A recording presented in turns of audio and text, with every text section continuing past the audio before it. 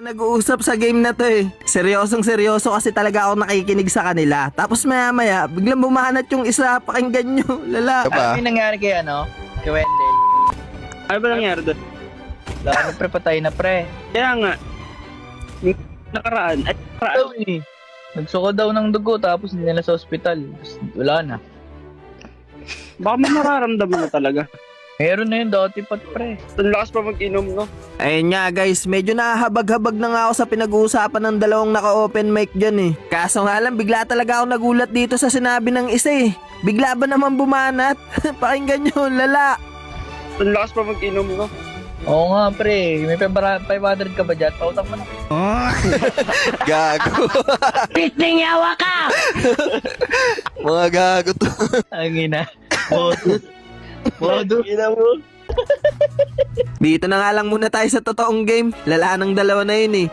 Kasama ko nga pala dito guys si Rinsay tsaka yung roamer namin na Florin. Bali trio kami dito. Nagulat din kasi ako dito kasi bigla akong nakilala ng nakatapat kong Granger dito sa Gold Lane. Mapipitas ko nga kasi ng 2 beses dito yung Granger tapos mapapachat na lang siya at eto nga yung sasabihin niya. Wag daw, classmate. Nagulat talaga ako sa kanya dyan eh kasi kilala niya pala ako. Tapos dito nga, pagkatapos ko mapitas yung Granger, dumiretso kaagad ako dito sa mid lane at nakita ko nga tong vinegar pusit na to kaya nabigyan ko rin siya ng discount. Pero hindi nga rin talaga basta-basta tong mga nakalaban namin, lalo na tong Lancelot, top global Lancelot yan ngayong season mga classmate at mapipitas niya nga ako dito. Grabe, pinatay lang ako ni Lancelot. Pero dito nga habang hinahabol namin si Lancelot, magkakamali siya kasi mapapa second skill siya at wala na rin siyang dash kaya mapipitas na namin siya. Nakaganti na ako sa'yo. Dito nga magpupush lang talaga sana ako ng Torre dito sa bottom lane kaso ang ganda ng nagawa ng Guinevere sa akin, natalunan niya ako dito at na-ulti yan. Makakapag-heal naman yung Florin namin kaso nagdatingan na dito yung backup ni Guinevere at mapipitas na naman uli ako dito ni Lancelot. Pero sa kabilang banda nga mapipitas din si Lancelot dito ni Arlot. Tapos bigla na nga rin mapapachat dito yung Lancelot ng kalaban, sabi niya sana daw makontent kasi nga ang ganda naman talaga ng laban namin dito. Pero pinagbandahan pa nga rin ako ni Lancelot dito guys, eto yung sabi niya oh, kontitin kita pag hindi. Bastos ka. Tapos dito nga guys, hindi talaga papatalo tong mga kalaban. Nahuli na naman uli ako dito ni Guinevere at ang bilis bumakap ng kampi niya. Kaya pitas na naman ako dito. Nakuha na nga ng mga kalaban yung Lord at nakakahalata na talaga ako sa mga kalaban namin dito kasi ako talaga yung tinatarget lock nila, lalo na tong Guinevere kasi matatalonan niya na naman uli ako dito. Lala. Pero sa pagkakataon nga na to, hindi masyado makakapag-follow up yung mga kakampi niya. At ang ganda nga rin ng pagkaka-ulti doon ng Florin namin. At dahil nga doon, makiklear din naman kagad namin yung Lord nila. Tapos nakita ko na naman nga uli silang nagkakabakbakan dito sa mid lane kaya naparespo na kagad ako. Nakita ko nga kagad dito si Lancelot kaya siya na nga lang yung tinarget ko dito.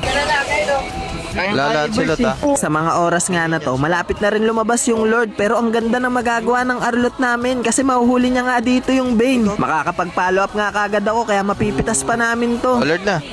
Pero hindi pa nga rin susuko yung mga kalaban namin, lalo na tong Lancelot nila. Susubok nga siyang kumontes dito at ito yung mangyayari. Oh, wala na, nasaktan. Lo, nagulting ling, gago. Kabado.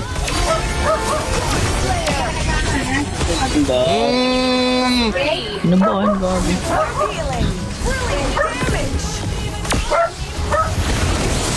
Ooh! Aray ko.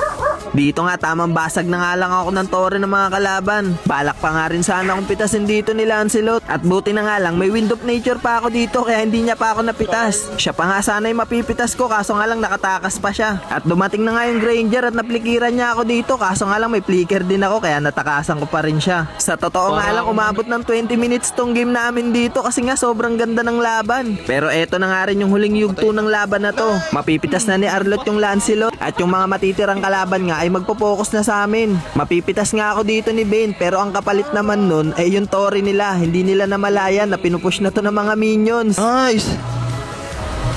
Galing, ganda, ganda. Victory!